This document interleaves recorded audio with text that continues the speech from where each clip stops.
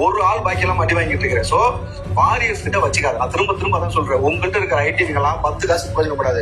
எங்கள்கிட்ட இருக்க ஐடிவிங்க, எங்கள்கிட்ட இருக்க வாரியர்ஸ் இருக்கான்ல, உலகம் முழுக்க பரவி இருக்கான். சந்தில இருக்கான், உன் வீட்டுக்குள்ள உட்காந்து இருக்கான், உனக்கே தெரியாது. உன் வீட்டுல உட்காந்து உனக்கு எதிராக வந்தா எல்லாமே ரெடி பண்ணிட்டு இருப்பான். அந்த மாதிரி வாரியர்ஸ் நாங்க வச்சிருக்கிறோம். இப்படி இருக்கக்கூடிய எங்கள்கிட்ட வந்து நீ மோதினீங்கன்னா, தம்பி இவன் 10 வருஷம் 20 வருஷம் 30 வருஷத்துக்கு முன்னாடி செஞ்சது எல்லாத்தையும் நியூஸ் பேப்பர் தான் ஒரு காலத்துல இருந்துச்சு. செய்திகள் எல்லாம் அதுல மட்டும் தான் வரும். அந்த கட்டிங்கை பத்திரமா வச்சிருக்காங்க தம்பி காப்பியில.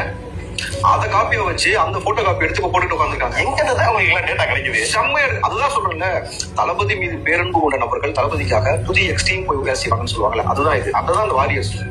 கட்சிக்காக இப்ப நாங்கள் வந்து கட்சியின் முகமாக, செய்தி தொடர்பாளராக, கொள்கை பரப்பு செயலாளராக அடையாளத்தோடு நாங்கள் வேலை செய்யறோம்னாக்கா, எந்த அடையாளமும் இல்லாம எங்க அண்ணனுக்காக அப்படின்ற ஒரு கோட்பாடு, எங்க தளபதிக்காக சொல்லிட்டு வேலை செய்யறாங்களா அந்த யங்ஸ்டர்ஸ், அவங்க யங்ஸ்டர்ஸாவும் இருக்காங்க, வயசானவங்களும் இருக்காங்க. அவங்க எல்லாருமே அத்தனை தரவுகளையும் சேமிச்சு வச்சிருக்காங்க, எடுத்து கொடுக்குறாங்க. நீங்க நான் சமயமா 25 வருஷத்துக்கு முன்னாடி வந்து பேப்பர் கட்டிங்க நேற்று போட்டாங்க அப்படின்னா இருந்துச்சு. தளபதிக்கு எதிராக ஒருத்தர் இருந்து நேற்று பேசிட்டாங்க.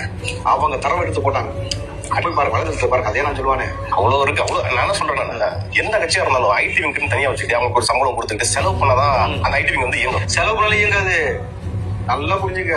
இங்க பல பேர் ஐடி வச்சிருக்காங்க, செலவு பண்ணியும் அவங்க நல்லா இருக்கிறாங்க. தவிர தரவுகள் அடிப்படையில் அவங்களால இங்க கொண்டு வந்து நம்ம கூட மோதவே முடியல. அது குவாலிட்டி இருக்காது. குவாலிட்டி முதல் கட்சியில இருந்தா தானே அங்க ஐடிவில இருக்கும்.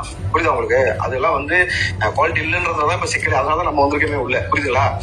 ஆனா இங்க இருக்கக்கூடிய அந்த வாரிஸ் இருக்கான்ல, அவன் தரவுகளை எங்க இருந்து எடுக்கிறான், எங்க இருந்து உட்கார்ந்து ஷேர் பண்றான். இந்த டீம் வந்து ஒருத்தன் வந்து துபாயில இருக்கிறான், ஒருத்தன் கத்தார்ல இருக்கிறான், ஒருத்தன் நியூசிலாந்து, ஒருத்தன் கனடா, ஒருத்தன் யூஎஸ்ஏ, ஒருத்தன் ஸ்ரீலங்கா, இப்படி உலக நாடுகள் முழுக்க எல்லா இடத்துல இருக்கிறான். டக்குன்னு இங்க இருந்து கட் பண்ணா கேரளால இருக்கிறான், ஆந்திரால இருக்கான், கர்நாடகால இருக்கலாம், பாண்டிச்சேரியில இருக்கிறான், எல்லா பக்கமும் இருக்கிறாங்க. டக்கு டக்கு டக்குன்னு ஆர்கனைஸ் ஆறாங்க.